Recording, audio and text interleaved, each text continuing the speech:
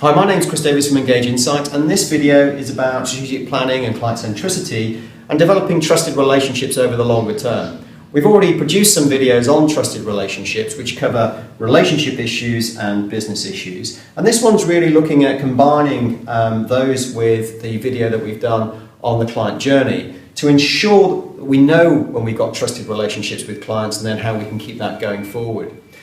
By combining relationship and business, it means that we're also taking a look at a more holistic view of dealing with our clients rather than just focusing on business issues. And most importantly as well, factoring in what our clients' needs and wants are as we go forward.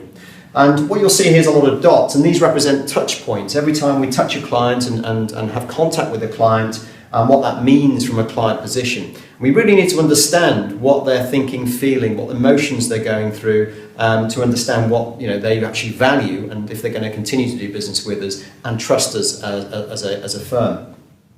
So what happens normally is, as clients are interacting with us on a business point of view, if they're seeing value, obviously the relationship strength increases. And as they go forward, that might decrease at times when they just don't feel they're getting as much value, and then it may go up and down and so forth as we go through.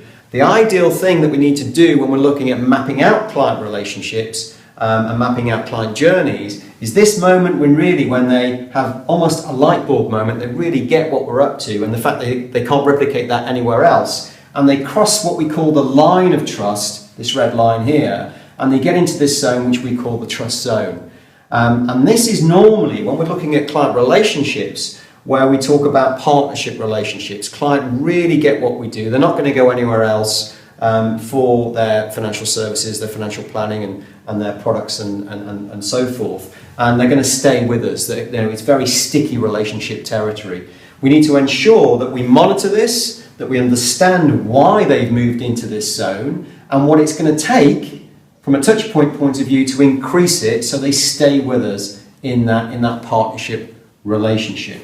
The way we can do that, if you look at our video on client relationships in particular, we looked at 4 key areas of client relationships, whether it's ad hoc, where they're coming to us on an ad hoc basis, which is normally low business issues and a very low relationship, whether it's a technical expert relationship where they're really valuing our business services, but again, it's a fairly weak ongoing relationship that we've got with them, or whether it's a social scenario where they're getting a lot of good quality relationships material from us, they're really valuing our relationships, but it's not particularly strong on the business front, or whether it's in this partnership zone. And that can really focus the business on making sure that we're staying in that trust scenario and clients are really getting what we do for them.